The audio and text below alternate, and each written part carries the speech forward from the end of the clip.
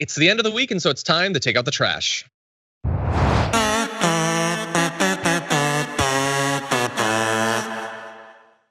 For my garbage person of the day, I've been on this run throughout the week after we found out that there might be student loan debt cancellation, that the people who are freaking out over the prospect of that angered me so much. So going in the trash, Laura Ingraham for this tweet, for tweeting, "My mom worked as a waitress until she was 73 to help pay for our college, even helped with loan repayment.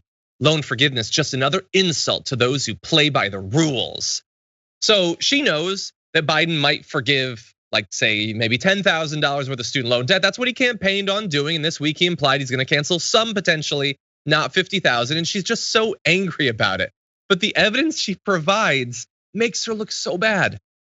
Because we envision a world where you don't have to mortgage your entire future for decades to be able to get the education that everyone tells you you need to get the jobs you'll need to be. Like, they're trying to be responsible by getting that education. She prefers the old school world where you have to be ground down until you're way past the age that you should have been able to retire, still serving dishes at 73. And that's just, and that should continue. I honestly say, have at it, Laura Ingraham. Like, the worldview that you're sketching out, I think is horrifying. I think it makes your side look terrible. So sure, continue to promote that. We're gonna advocate for justice, for dignity, for people to be treated like humans. And she just looks so terrible in contrast, Brett. It's so crazy. Do you know how rich she was before her mom was 73? Yeah. Well, that's she hates her siblings. Now, granted, her mom was like 43 when she was born. I did the math, so I'm not quite sure how it pans out. But according to Aaron Ryan, she was like a lawyer at this point. Yeah, Dartmouth. Yeah, So nuts. Yeah, so also the price is certainly different. Back when Laura Ingraham, who's 59, back when she was a freshman, tuition, room and board was $14,000 in a time when the average median salary in America was 23 grand. So it'd be a big chunk of it, but it was less than the average median salary. Today, Dartmouth is 70 grand a year. The median salary is 35 grand, obviously not keeping up with inflation over the course of those decades. And that's Dartmouth, but we know that education, even in very cheap schools, is significantly more. It is not the same thing.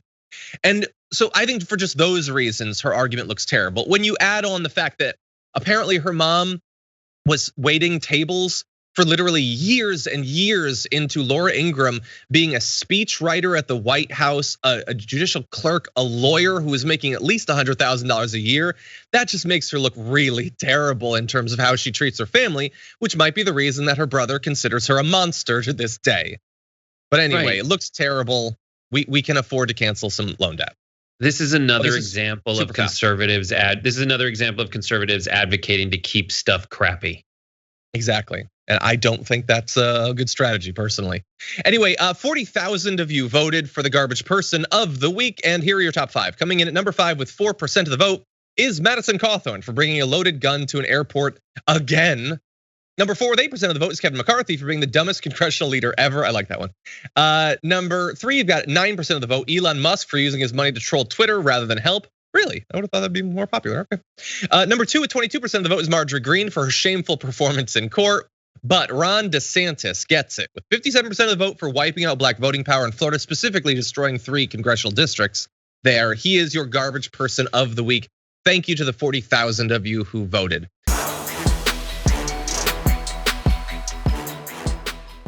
For more political news, breakdowns, interviews, stories of activism, and me trying my hardest to care about the occasional big celebrity news story, subscribe to our YouTube channel at youtube.com/thedamagereport.